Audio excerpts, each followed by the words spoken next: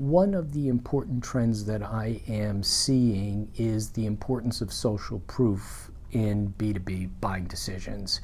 It's pretty big today, and I think it's only going to grow larger in the future.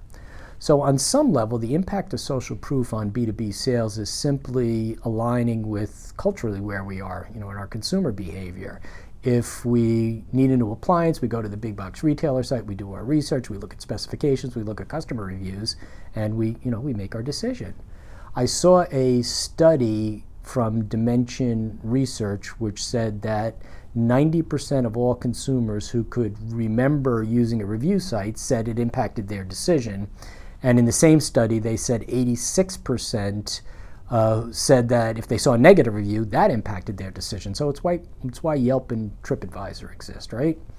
So I think social proof in a B2B sale is how trust is built today, right? Prior to the internet, trust was built through the sales rep. We all wanted to hire relationship people, right? Relationship sales guy was the buzzword.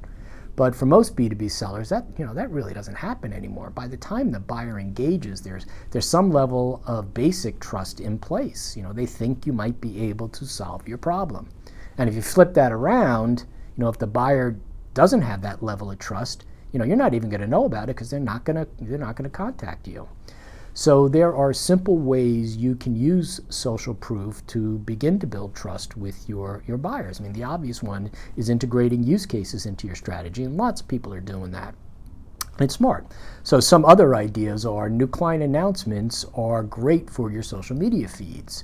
And when your clients go live, those announcements should also go into your feeds. If your client has good news unrelated to your solution, you should celebrate that as well. So put your clients and their successes front and center on your website. Don't settle for the client, logo scroll that everybody's doing. Do something meaningful. Those are easy and they impact demand generation and awareness. But social proof should also be deeply integrated into your engagement strategy. So for example, your team should have relevant client stories readily available and accessible, and they should use them.